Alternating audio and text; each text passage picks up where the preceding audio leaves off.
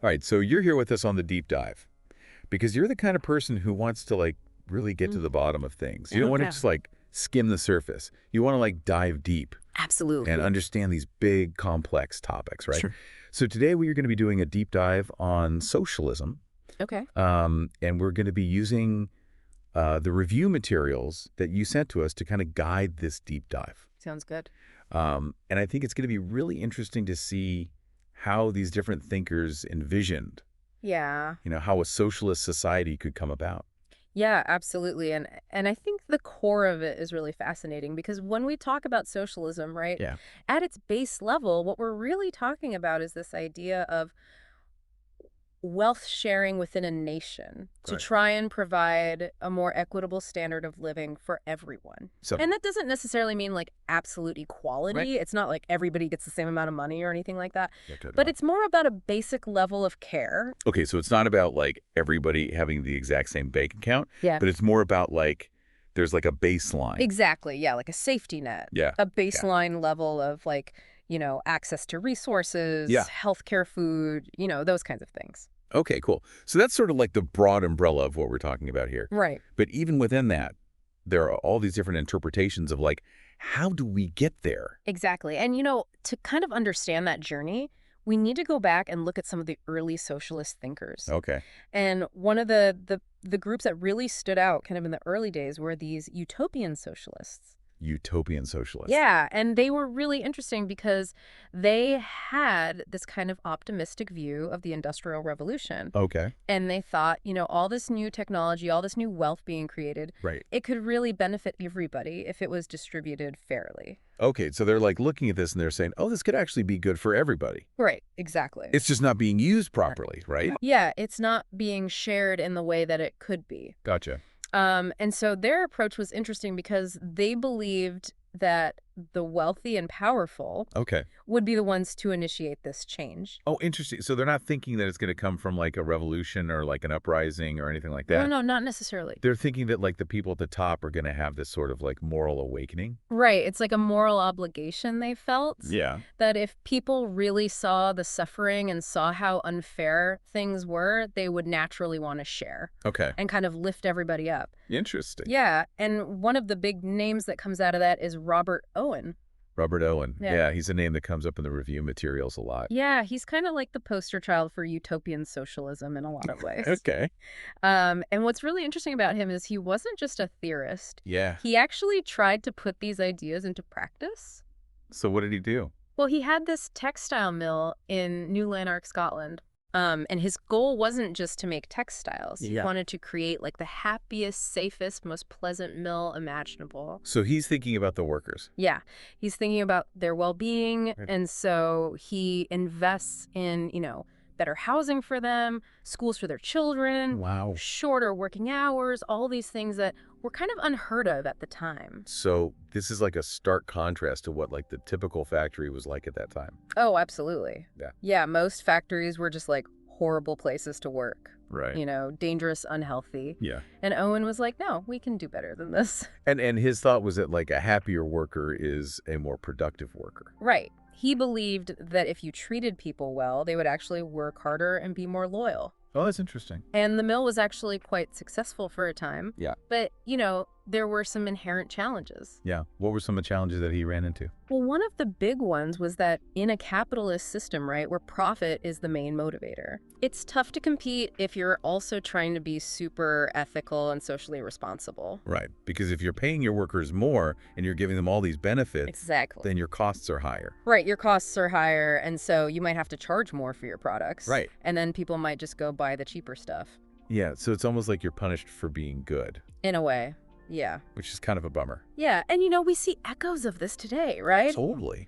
Think about fair trade coffee or sustainably made clothing. Yeah. People say they want to buy that stuff. Right. But then when they're actually at the store and they see the price difference. Yeah, grace is still a big factor. Yeah. And so those ethical companies, they're kind of at a disadvantage. Yeah. And so looking back at Owen and the utopian socialists, the review materials kind of suggest that they weren't super successful in the long run. Yeah, there were definitely some attempts to create these utopian communities, Right. but most of them kind of fizzled out. Yeah, so it's a nice idea. Yeah, it's a beautiful idea. But it doesn't seem like it really worked in practice. At least not on a large scale. Okay. Maybe in small pockets, but not widespread societal change. Okay, so that's one vision of socialism. Right. But there's another one that's quite a bit different. Yeah, much more radical. Which is Marxist socialism. Right. And this is where Karl Marx and Friedrich Engels come in. Exactly. And their ideas were much more about, like, fundamental power shifts. Okay, so... Well, they didn't think that socialism was going to come from the goodness of the wealthy. Yeah. They thought it was going to come from the working class. Okay, so like a grassroots kind of movement? Exactly, yeah. They believed in the power of the people. Okay. And their whole theory was based on this concept of class struggle. Class struggle. Yeah, like they saw history as this constant battle between different economic classes. Okay, so they were looking back and they're seeing this pattern. Right, like the haves and the have-nots always fighting over resources and power. Right. And Marx believed that your economic class was like your primary identity. Really? Yeah, like more important than your religion, your nationality, anything else. Oh, wow. So that's a pretty bold statement. It is, yeah. But he felt like it was your relationship to the means of production. Okay. Like, do you own the factories or do you work in them? Right. That's what really shapes your experience of the world. Interesting. Okay, so let's talk about capitalism then, because that seems to be a key part of this. Yeah, and Marx actually saw capitalism as a necessary stage in history. Okay. But he thought it was inherently flawed. In what way?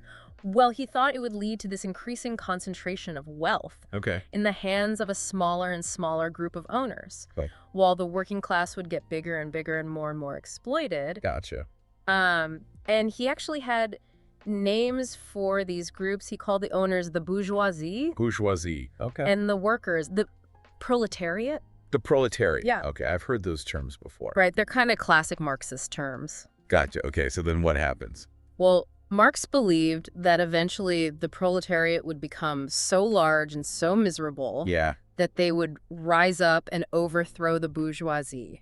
In a revolution. Right. A full-blown revolution. Not just like a protest or a demonstration. No, this is like a complete system change. Wow. Okay, so what happens after the revolution? So after the revolution, Marx envisioned this period called the dictatorship of the proletariat. Dictatorship of the proletariat. Yeah, it sounds kind of scary. It does a little bit, yeah. But it's not necessarily about like a totalitarian state or anything. Okay. It's more about the working class taking control of everything. Okay. To reorganize society and kind of re-educate everyone on how things are going to work now. This is like a transition period. Exactly, yeah. It's like getting everyone on the same page before you can move on to the next phase. Okay, and what's the next phase? Well, the ultimate goal was communism. Okay. A stateless, classless society where everyone contributes according to their ability and receives according to their need. That sounds pretty idealistic. It is, yeah. It's a very utopian vision. But the review materials also highlight some practical challenges with this whole idea. Oh, absolutely. Like getting billions of people across the world to unite and overthrow their governments. Yeah, that's a tall order. It's a huge task. You know, there's the whole question of, like, what happens during that transition period? Right. Like, how do you prevent things from going off the rails? Yeah, because power can corrupt people. Absolutely. And, you know, a lot of Marxist-inspired movements, they haven't really achieved that stateless, classless ideal. Right. They've often ended up with pretty strong state control. Okay, so it's one thing to, like, have this theory. Right. But actually putting it into practice is a whole other ballgame. Yeah, the real world is messy and complicated. Yeah, for sure. And there are always unforeseen consequences. Okay, so let's take a step back for a second. Okay. And compare these two approaches. Right. We've got Robert Owen and the utopian socialists. Yeah. And then we've got Karl Marx and the Marxist socialists. Right. Right. What are some of the key differences between them? Well, I think one of the biggest is who they think is going to make socialism happen. Okay. Oh, and the utopians, they're relying on the wealthy to kind of see the light and voluntarily share their wealth. Out of the goodness of their hearts. Yeah, exactly. But Marx is saying, no, it's going to come from the working class themselves. Right, they're going to take power. Okay, so there's a big difference in terms of agency there. Yeah, totally. What about the role of violence? Well, Owen was all about peaceful change. Okay. Like persuasion, education, creating model communities. Yeah. Marx, on the other hand, was okay with revolution. Right. He thought it might be necessary to overthrow the existing system. Okay, so there's a big difference there in terms of tactics. Yeah, for sure. And then what about the actual changes they're proposing? Owen was focused on improving things within the existing system, Okay. like better working conditions, better housing education for workers. Oh, yeah. Marx wanted to abolish the whole system, get rid of private property and capitalism altogether. Wow, that's a huge difference. It is, yeah. Owen was more about reform. Yeah. Marx was about revolution. So if we were to put these on a spectrum of like radical to conservative, Yeah. where would they fall? Well, I think Owen would be on the more conservative end, even though he was still a radical for his time. Right. But Marx would definitely be on the more radical end. Like, Okay. he wanted to completely overturn the way society was organized. Yeah, for sure. And the scale of their vision was different, too. Yeah. Owen was focused on local experiments. Right. Marx was thinking global. Yeah. Worldwide revolution. Exactly. So have either of these forms of socialism ever been fully realized? That's a good question. What did the review materials say? Well, Owen's communities, they were interesting experiments. Yeah. But they didn't really spread or last very long. Okay. And as for Marx, well, there's been a lot of Marxist-inspired revolutions. Right. But they haven't really achieved that stateless, classless utopia. They've often ended up with strong state control. Right. So it's like they get part of the way there, Yeah. but then they kind of get stuck. Yeah, it's really hard to completely dismantle the state. Yeah. It seems like power has a way of clinging on. It does. So let's talk about the broader context for a second. Okay. Talk about the 19th century, Yeah. a time of a lot of radical ideas. Absolutely. Where do socialism and these different forms of socialism fit into that? Well, if you think of radicalism as a spectrum, Okay. utopian socialism would be on the more moderate end. Okay. Still radical, but not like super extreme. Right. Marxist socialism would be way over on the other side, Yeah. like the most radical of the radical. Okay. So even within radicalism, there's a range. Exactly. Yeah, it's not just like one monolithic thing. There Right. are all these different shades and flavors. Yeah. Just like, you can have fans of the same sport, but they might support different teams and have very different ideas about how the game should be played. Yeah. I get it. Okay. So to kind of wrap things up, Yeah.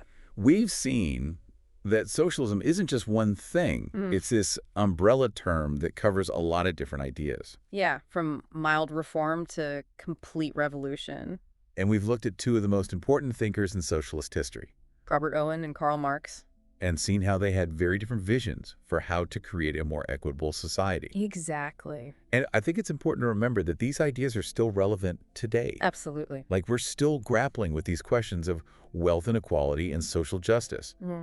So as you go forward and think about these things, Yeah. I want you to consider this. Okay. Given how hard it is to achieve either Owen's vision or Marx's vision, Right. what other models have people come up with Yeah. to address these problems? What are the alternatives? And how do they relate back to these core ideas of socialism? That's a great question to ponder. Yeah, something to think about. For sure. Thanks for joining us on The Deep Dive. It's been a pleasure. We'll see you next time. See you later.